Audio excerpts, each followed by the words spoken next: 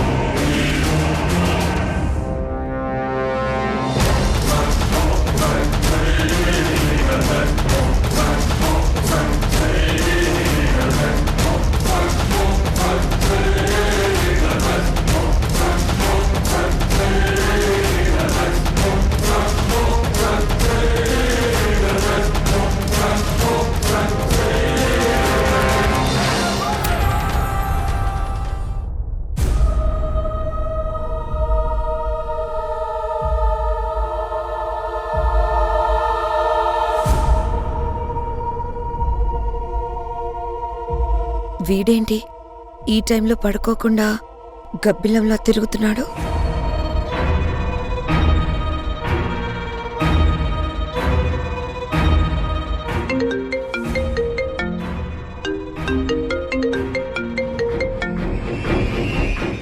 రమాదేవి గారు, ఈ టైంలో కాల్ చేశారు, ఏదైనా ముఖ్యమైన విషయమా? ఈ రాత్రిపూట రమాదేవికి వీడికి ఏంటి సంబంధం? ముఖ్యమైన విషయం ఏం లేదు తరుణ్ గారు. మీరు మీ బాబు కోసం వెతుకుతున్నారు కదా, అది ఎంతవరకు వచ్చిందో కనుక్కోవడానికి కాల్ చేశాను. ఇంతకీ ఆ ఫైల్లో ఉన్న అడ్రస్లకు వెళ్లారా? మొదటి అడ్రస్కి వెళ్ళాను డాక్టర్, కానీ అక్కడ నాకు నిరాశ ఎదురైంది. అక్కడున్న బాబు మా బాబు కాదని అర్థమైపోయింది.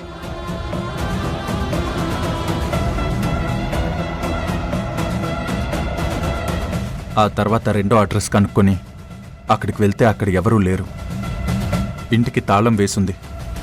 పక్కింటి వాళ్ళని అడిగితే వాళ్ళు 2 days తర్వాత కానీ రారు అని చెప్పారు. దాంతో నేను వెనక్కి వచ్చేసాను.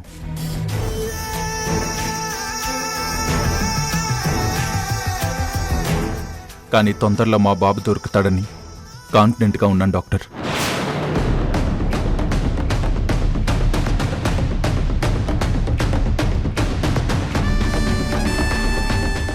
అలాగే తరుణ్ గారు, మీకే హెల్ప్ కావాలన్నా నాకు వెంటనే కాల్ చేయండి.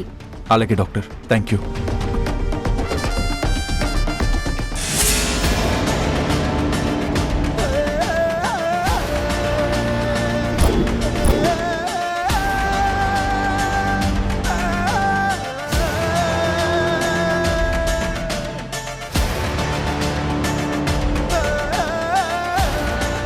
ఇంత నైట్ టైంలో ఎవరితో ఫోన్ మాట్లాడుతున్నావు తరుణ్?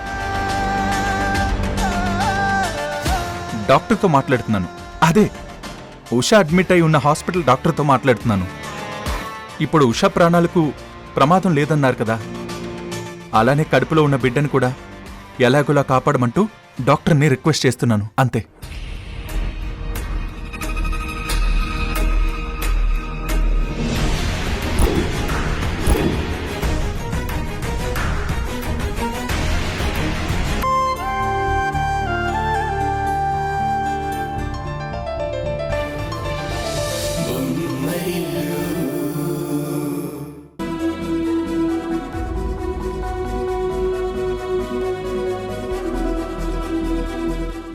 గ్రహదోషం వల్ల తప్పు చేసిన నీ భర్త మళ్ళీ ఏ గ్రహదోష పీడన లేకుండా అతను బ్రతికి ఉండాలంటే ఇంకో 3 నెలలు నువ్వు నీ భర్తకు దూరంగా ఉండాలి.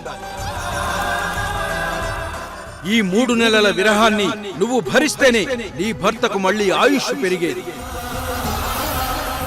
అందుకే నీ భర్తను నువ్వు రక్షించుకోవాలంటే నీ మనసుని నువ్వు శిక్షించుకోక తప్పదు. పొరపాటున ఈ విషయం నువ్వు ఎవరితో చర్చించినా, ఈ పుణ్యకార్యం గురించి చెప్పినా ఈ భర్త నీకు దూరం అవుతాడు.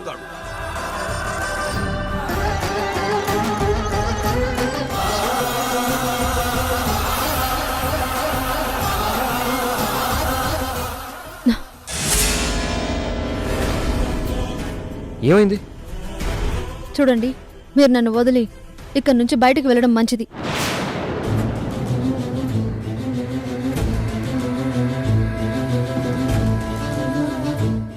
ఏమైంది ఉషా? మళ్ళీ సడన్గా ఎందుకు ఇలా మాట్లాడుతున్నావు? చెప్పేది మీకు అర్థం కావట్లేదా? ఇంటి నుంచి బయటకు వెళ్ళండి.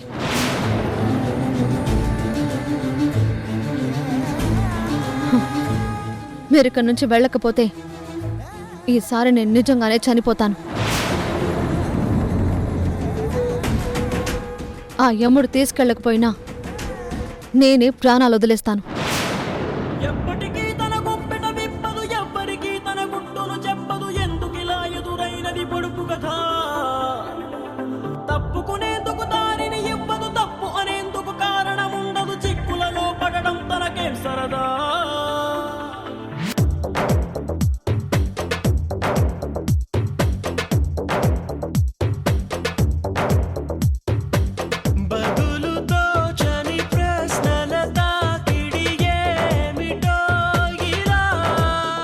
నా ఉనికి నీకు చావుని గుర్తు చేస్తుందంటే నాకంటే దురదృష్టవంతుడు ఇంకెవరూ ఉండరు.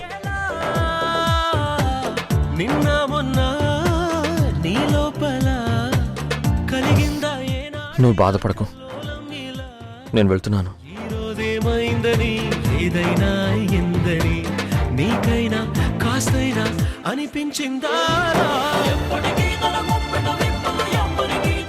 ఆగండి బాబు, ఎక్కడికి వెళ్తున్నారు?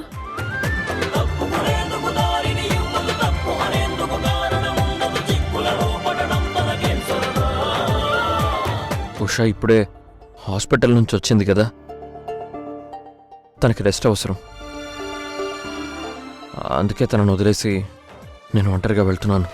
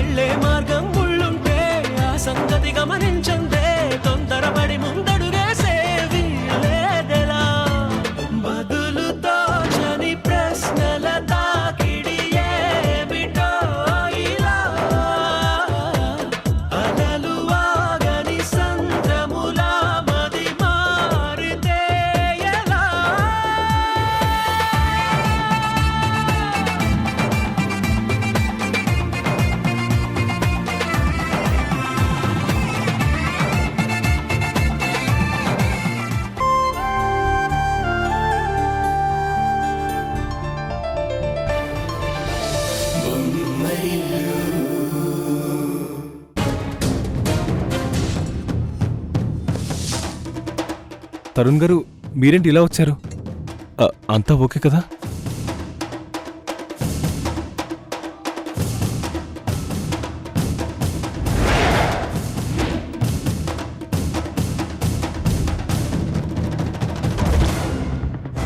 నేను అడిగే వాటికి సమాధానం చెప్పండి.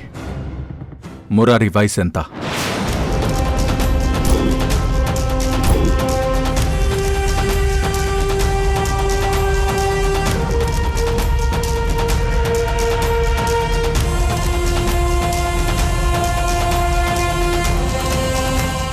మిమ్మల్ని అడిగేది. మురారికి ఎంత వయసు అనేది ఇప్పుడెందుకు? నేను అడిగేదానికి సమాధానం చెప్పండి. నేను చెప్తాను తరుణ్ గారు.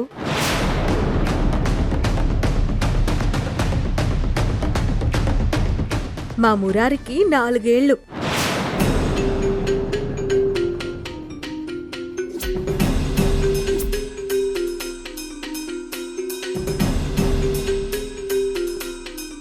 ఓకే, నేను మురారి గురించి పూర్తి ఇన్ఫర్మేషన్ తెలుసుకోవడానికి ఇక్కడికొచ్చాను.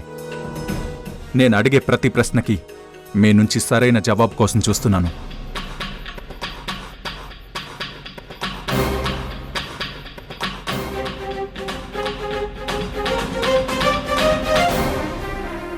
మురారి గురించి మీరేది అడిగినా నేను చెప్తాను.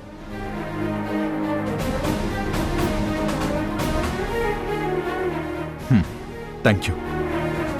కానీ నాకు అర్థం కాని విషయం ఏంటంటే, అసలు మీరు మా మురారి గురించి ఎందుకు ప్రశ్నలు అడగాలనుకుంటున్నారు? దాని గురించి ఎందుకు ఇన్ఫర్మేషన్ తెలుసుకోవాలనుకుంటున్నారు? ఎందుకంటే తరుణ్ గారు ఒక్క నిమిషం ఇక్కడొద్దు, మనం బయటికెళ్ళి మాట్లాడుకుందాం. మురారి గురించి ఎలాంటి ఇన్ఫర్మేషన్ కావాలన్నా నేను చెప్తాను. పదండి.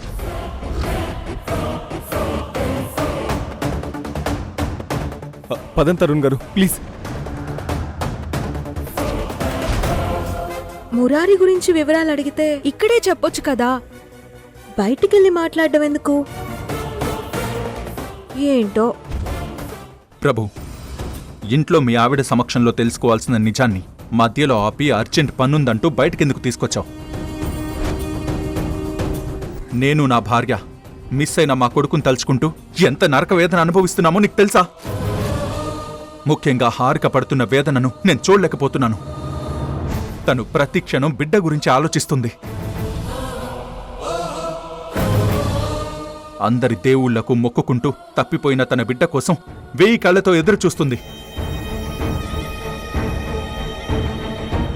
అందుకే నేను ఇంతలా పరితపిస్తూ నా బిడ్డ కోసం వెతుక్కుంటూ వచ్చాను.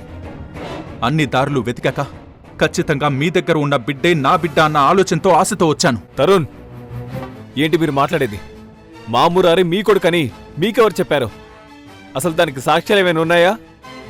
నేను హాస్పిటల్కి వెళ్ళి అన్ని ఎంక్వైరీ చేశాను. అక్కడ ఆ రోజు డెలివరీ అయిన పేరెంట్స్ లిస్ట్, ఆ రోజు పుట్టిన పిల్లల లిస్ట్ కూడా తీసుకున్నాను. ఆ రోజు ఆ హాస్పిటల్లో డెలివరీ అయింది 6గురికి. వాళ్లలో హారిక, సునంద కూడా ఉన్నారు. ఆ రోజు పుట్టింది 6 పిల్లలు. అందులో 2 పాపలు, 4 బాబులు. దురదృష్టవశాత్తు ఒక బాబు చనిపోయాడు. చనిపోయిన బాబు మీ బాబే. చనిపోయిన ఆ బాబును మా బిడ్డ అని నమ్మించి మా బిడ్డను మీరు తీసుకున్నారు.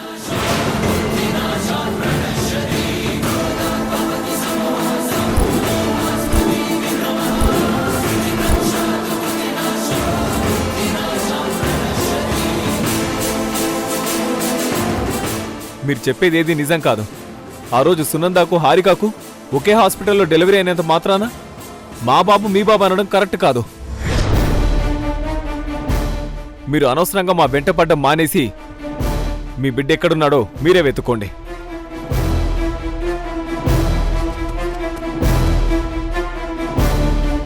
మళ్ళీ ఇంకోసారి ఇలా మా దగ్గరికి వచ్చి మమ్మల్ని ఇబ్బంది పెట్టొద్దు. మళ్ళీ మీరు ఇలా వస్తే మీ మీద లీగల్గా యాక్షన్ తీసుకుంటాను. నేను చెప్పేది అదే ప్రభు.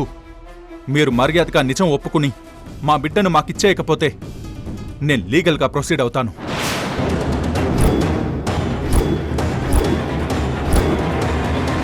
అప్పుడు మీరు కోర్టు, DNA టెస్ట్ లాంటివి కూడా ఫేస్ చేయాల్సి వస్తుంది.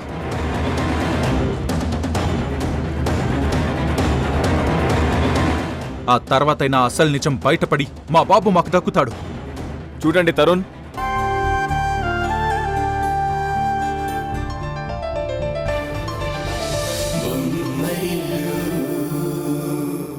చూడండి, మీరు నన్ను వదిలి ఇక్కడ నుంచి బయటకు వెళ్ళడం మంచిది. మీరు ఇక్కడ నుంచి వెళ్ళకపోతే ఈసారి నేను నిజంగానే చనిపోతాను.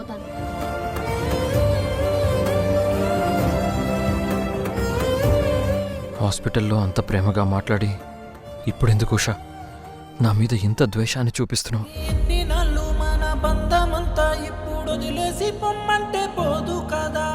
కన్ను మూసి కట్టే కాలేదాకా నీతో రాసుకున్నానే ప్రేమ కథ.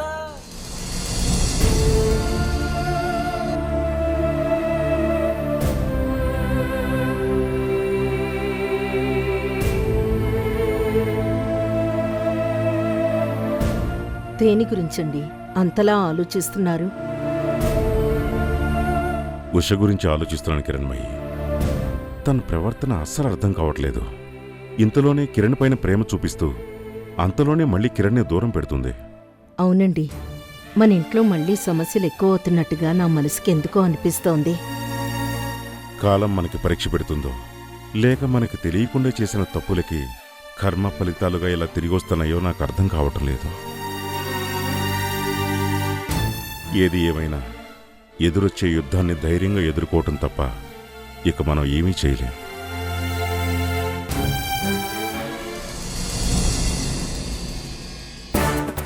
ప్రభు ప్రభు ప్రభు ప్రభు బయటికి రా. ఎక్కడున్నావు ప్రభు? బయటికి రా.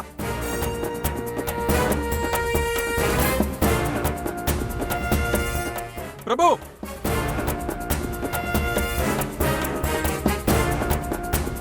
ఏంటి తరుణ్ మళ్ళీ ఇలా వచ్చావు? నేనెందుకు వచ్చానో నీకు తెలీదా?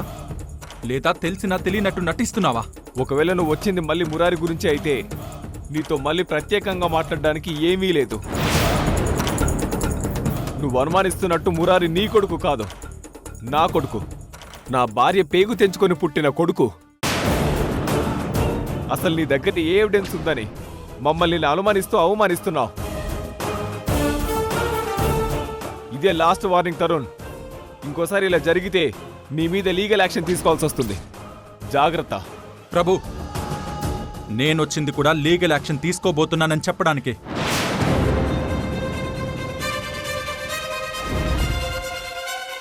నేనిప్పుడే స్టేషన్కి వెళ్ళి నీ మీద కంప్లైంట్ ఇచ్చి కేసు రిజిస్టర్ చేయిస్తాను. కోర్టుకి వెళ్ళి DNA టెస్ట్ చేయిస్తే మురారి ఎవరి కొడుకో తెలిసిపోతుంది.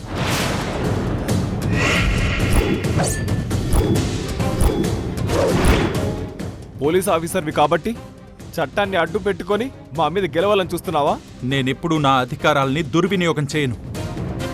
నేనిప్పుడిక్కడికి వచ్చింది లీగల్గా యాక్షన్ తీసుకుంటున్నానని చెప్తున్నది కూడా ఒక తండ్రిగా మాత్రమే, పోలీస్ ఆఫీసర్గా కాదు.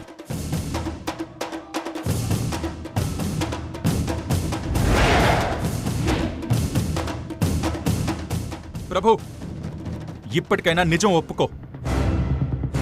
ఎందుకంటే నీ నోరు అబద్ధం చెప్తున్నా, నీ కళ్ళు నిజమే చెప్తున్నాయి. నువ్వేదో తప్పు చేస్తూ దాన్ని దాస్తున్నావని చెప్పకని చెప్తున్నాయి. కోర్టు దాకా వెళ్ళి నిజం బయటపడి నువ్వు దోషివని తేలాక సొసైటీలో పెద్ద పొజిషన్లో ఉన్న నువ్వు అందరి ముందు తలదించుకోవాల్సి వస్తుంది. అప్పుడు నీ భార్య కూడా నిన్ను క్షమించదు. మాట్లాడు ప్రభు. నాకు కావాల్సింది నీ మౌనం కాదు, నీ సమాధానం. మురారి గురించి నిజం.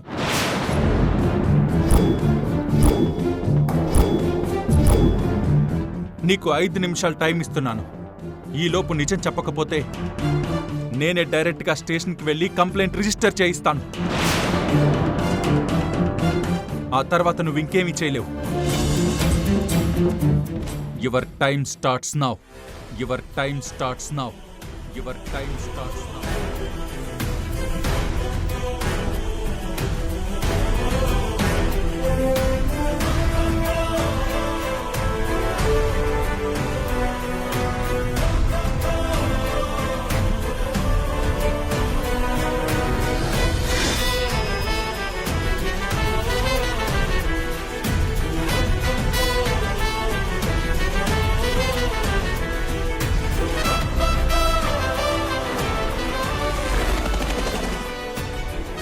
నీకిచ్చిన టైం అయిపోయింది. నేను ఇప్పుడే కంప్లైంట్ ఇవ్వడానికి వెళ్తున్నాను. తరుణ్ ప్లీజ్.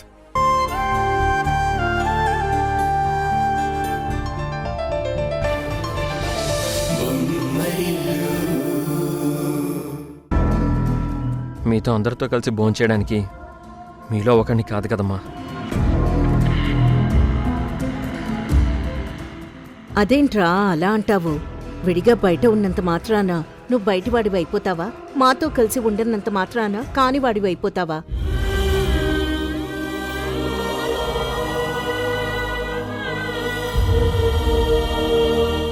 అవును కిరణ్, పరిస్థితుల వల్ల నువ్వు దూరంగా ఉండాల్సి వచ్చినా ఎప్పుడూ నువ్వు మాలో ఒకడివే కదరా.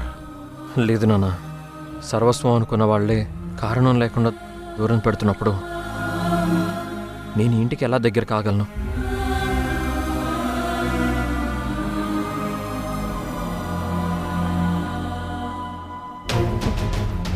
అయినా నేను ఇప్పుడు ఈ ఇంటి మనిషిగా రాలేదు నాన్న, తరుణ్తో పనుండొచ్చాను.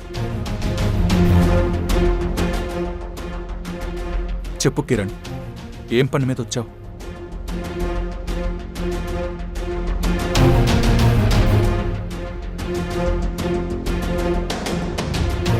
ఉషా మీద, ఉషా కడుపులో ఉన్న నా బిడ్డ మీద జరిగిన హత్యా ప్రయత్నం గురించి మాట్లాడాలి.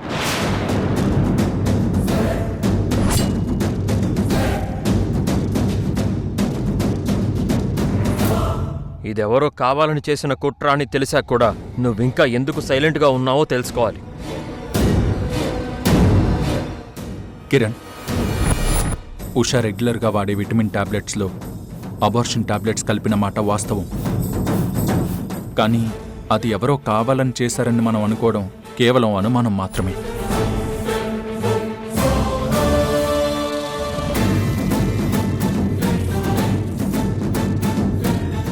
అవును, ఆ అనుమానమే పోగొట్టడానికి, అలాగే నిజాన్ని రాబట్టడానికి నువ్వు డిపార్ట్మెంట్ తరపున ఎంక్వైరీ చేయాలి కదా.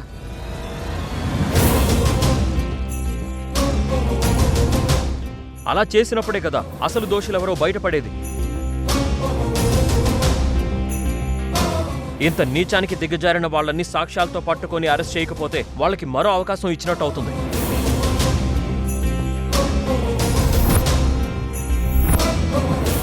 మళ్ళీ అలాంటి అనర్థం ఈ ఇంట్లో జరగదని గ్యారంటీ ఏంటి? అవును తరుణ్, కిరణ్ చెప్పింది నిజం. దోషులెవరో తెలుసుకుని పట్టుకోకపోతే మళ్ళీ ఇలాంటి అనర్థాలు జరిగే అవకాశం ఉంది.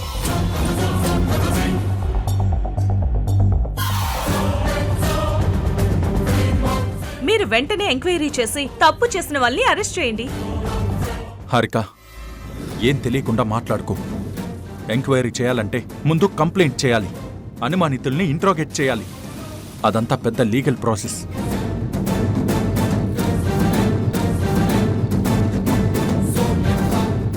ఓహో, నువ్వు అన్నయ్యవి కాబట్టి, డిపార్ట్మెంట్లో ఉన్నావు కాబట్టి నిన్ను మామూలుగా అడిగాను. కావాలంటే నేను స్టేషన్కి వచ్చి కంప్లైంట్ కూడా ఇస్తాను.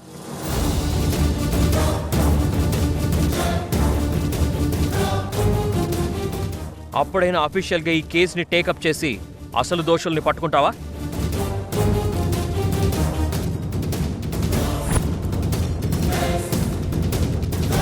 కిరణ్, ఇప్పుడు ఇదంతా అవసరమంటావా? తరుణ్, నిన్న కూడా నువ్వు ఇలాగే అన్నావురా. అసలు నీకేమైంది?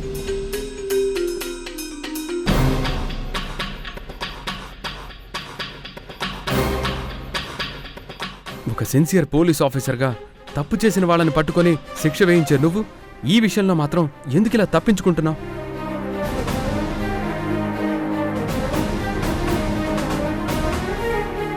తను ఎప్పుడైనా ఇక అదే మాట అంటాడు, అదే మాట మీద నిలబెడతాడు. అంతే కదా తరుణ్?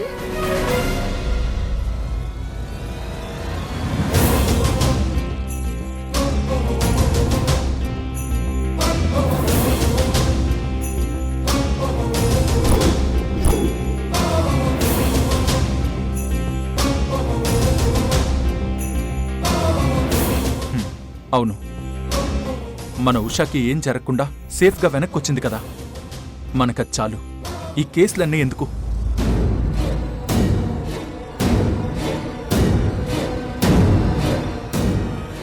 ఇలా మాట్లాడుతున్నావేంటి తరుణ్? తరుణ్ బావ అన్న దాంట్లో తప్పే ఉందక్క. అదెలాగో జరిగింది. నేనైతే క్షేమమేగా.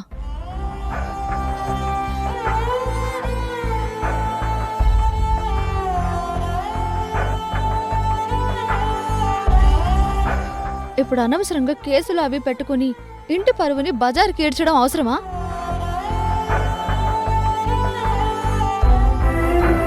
అసలు ఇంట్లో ఏం జరుగుతుందో నాకు అర్థం కావడం లేదు. ఎవరికి నచ్చినట్టు వాళ్ళు మాట్లాడుతున్నారు, ఎవరికి తోచినట్టు వాళ్ళు బిహేవ్ చేస్తున్నారు.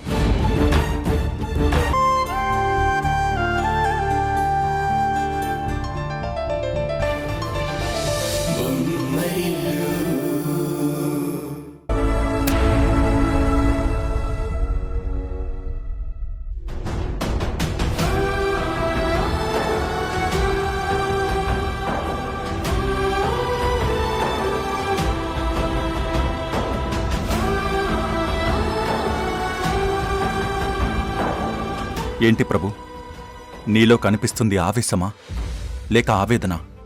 ఏం తెలియట్లేదు తరుణ్. నా జీవితం నాకే ఎందుకు ఇలా శత్రువులా మారిందో నాకే అర్థం కావట్లేదు.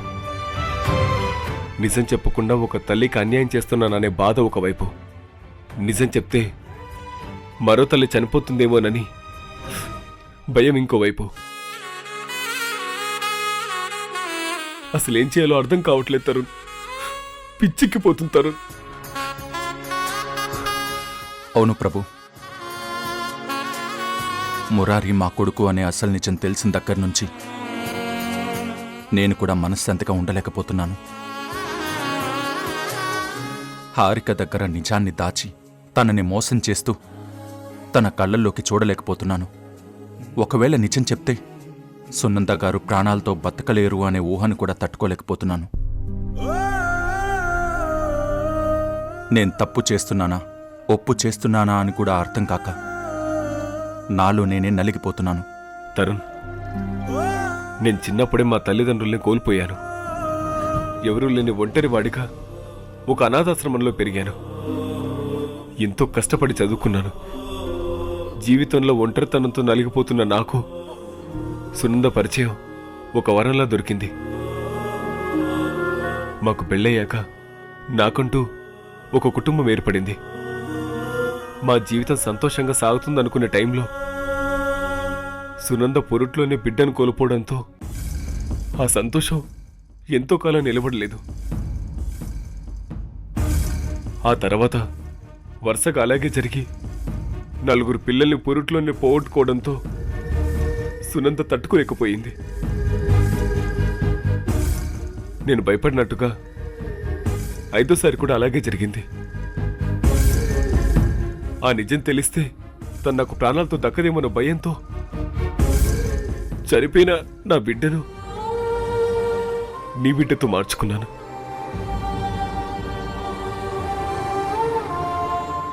అలా మురారి మా ఇంటికి వచ్చాడు.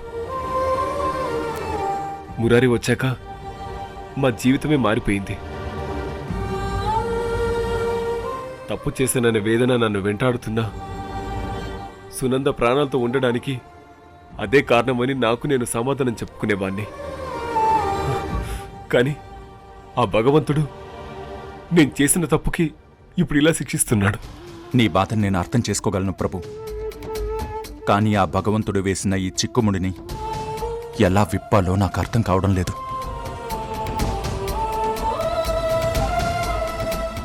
మీ బాధను అర్థం చేసుకున్నా, నా భార్యని మోసం చేస్తూ బతకనా, నా ప్లేస్లో మీరుంటే ఏం చేసేవాళ్ళు?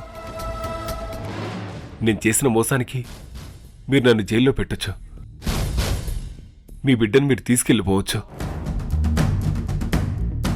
కానీ ఇదంతా బయటపడ్డాక సునంద ప్రాణాలతో ఉండదు, ఆత్మహత్య చేసుకుంటుంది. మా ఇద్దరికి ఎవరూ లేరు, ఒకరికొకరం తప్ప. సునంద లేని జీవితం నేను బ్రతకలేను. అందుకే నిర్ణయం నీకే వదిలిపెడుతున్నాను. ఏమిటో ఈ అలజడి నా గుండెలో, ఇది 100 బాధలే కలిసి పెట్టిన నొప్పిరో.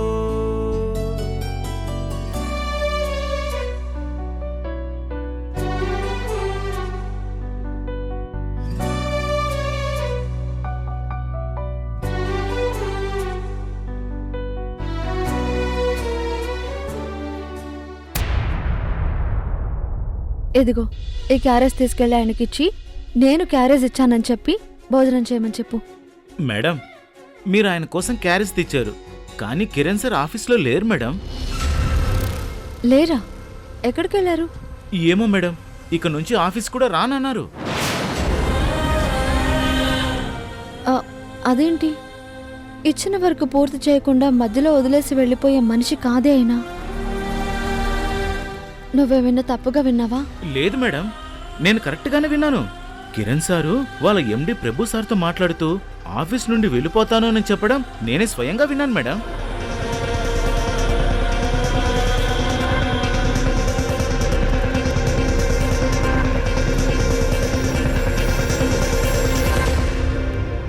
మీతో మంచిగా మాట్లాడినంత మాత్రాన మీ పైన ప్రేమ ఉన్నట్టు కాదు. చూడండి, మనం ఒక ప్రాజెక్టు మీద ఈ ఆఫీస్లో పనిచేస్తున్నాం. ఇక్కడ మన రిలేషన్ అంతవరకే, పర్సనల్స్ ఏమి ఉండవు. ఒకవేళ అఫీషియల్ వర్క్ ఉన్నా మీరు రానవసరం లేదు.